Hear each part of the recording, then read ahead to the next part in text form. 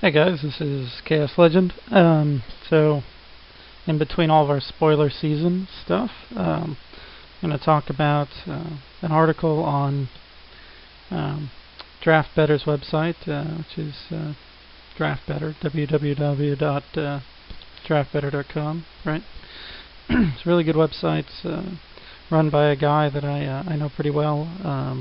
He's a really nice guy, and he puts together this fantastic website. People can submit their drafts on the site very easily. He has all the tools, so you don't need to download anything at all. All you need is your draft log, which you get automatically as long as you click the Record My Drafts box on MTGO, which is in your tools or your options. And then you cut and paste that into a tool that allows him to pop out your draft into these images, and then you just comment in between the text of the jargon, the programming jargon that comes out, and he posts the article for you. He posts one a day, and they've been awesome. I think I've had 4 maybe or 5 articles so far, but now you have to wait like 2 weeks or something usually, or at least a week and a half. Because there's so many people submitting now. So, fantastic website. Anyway, so this is a 4322 draft by Leshrac55. This is triple Zen. Alright, he's saying, hello everybody. I've been reading this site for several months now and just love the content. Not only is it fun to read, but it's made me a far better drafter. I thought I should give back to the DB community by writing up one of my own drafts. I don't draft a ton, but I do enjoy them. That said, I'm not the best drafter, and I'll typically stick to Swiss, but this was my first 4322 because they were firing a lot faster and I didn't feel like waiting, which is usually why I do 4322. Otherwise I would just do Swiss too. I'm also prone to making mistakes during play, but it's a learning experience every time. I look forward to everyone's feedback on this. With all that said, on to the draft. Okay, so pack 1, pick 1. He does step links out of this. Like he says, it's a pretty bad pick, or a pretty bad pack. I think Step Links is one of the most powerful cards in the format, just because it's one of the only really viable 1-drops. There's it, and the Vampire, not this one, that really make a significant impact early. One reason I wouldn't go with the white, I mean, there's 4 white cards that people tend to go for in this pack, right? My options would be either Harrow or Blazing Torch. I don't really see anything else being all that exciting, or even Bushwhacker as a mono red card. I think Blazing Torch is perfectly good in this pack, though. I mean, some people really like white, so okay. So there's Step Links. Next pick, he has a Marauder here, a Welkin Turn, another Bushwhacker, and not much else that would be in the same category of goodness. He takes the Marauder, which I think is perfectly fine. Next pick, he's got Magma Rift, Skyfisher, into the Royal, Timbermaw Larva, and he takes the Skyfisher correctly. I think it's definitely the most powerful card in the pack. Here we've got a Mythic, which is not playable hardly. I have not yet. I mean, I've played Iona, but at least Iona has flying, right? And shuts down their cards immediately. This guy does not do that. You have to wait a turn. Let's see. And then Skyruin Drake.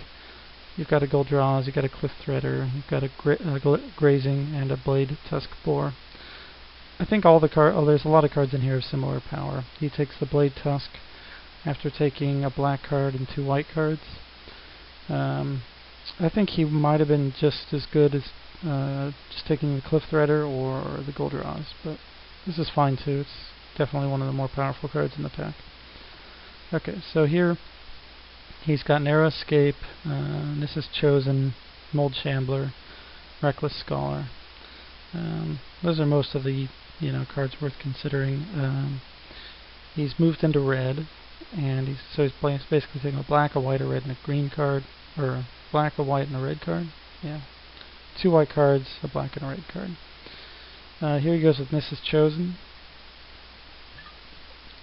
Seems like a bold move, but Niz's Chosen is one of the reasons to play green. Nothing else in here is all that exciting anyway, so I have no problems with that. Here he takes Molten Ravager. Magma Rift I think is just better. So there's that. He's got the Tajuru Archer, which I don't think is that great. Soul Stare. Kalani. I think I would have taken Magma Rift here. So I think that's a mistake. Here we've got Crypt Ripper, Mind Sludge, Cobra Trap, and Scope. Crypt Ripper that late is not a bad sign for black and the Mind Sludge. So I think I probably just would have gone with the Ripper. I'm a big fan of Scope though, so if he doesn't think he's going to play black, then yeah, go for the Scope. I like having one of them in any deck. Some decks I like having two, depends on the deck. I need like 4 2-drops at least for that though. Evasion is nice too. Okay, so here we've got Goldraz, Shortcutter, Mongrel. It's a pretty strong red sign. Red's pretty deep though, so this happens a lot. He takes the Mongrel, which I think is perfectly fine. Mongrel versus Shortcutter, I think they're pretty equal.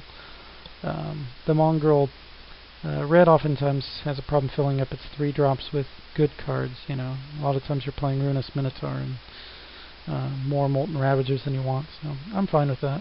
I think that's a perfectly fine pick. Here he's taking the Bushwhacker, so that wheeled. That's nice. It's one of the best cards in heavy red deck. Nothing else there is that exciting, so I'm happy he took that. Here he took the Hatchling, which is fine. Nothing else is really playable here, except for the Refuge. Though, you know, I probably would have just passed it, just to put people in blue more, and just taken like Tangle Sap or something. Let's see. Shieldmate's Blessing. Yeah, that's good. Or the Bog Tatters wouldn't been bad, but he seems to be white-red, so he's taking the Blessing, passing the black. It's fine. Cut the white.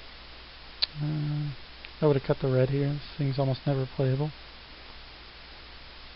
Cut the land, let the black go through. It's fine. No, neither of them are playable anyway. Okay.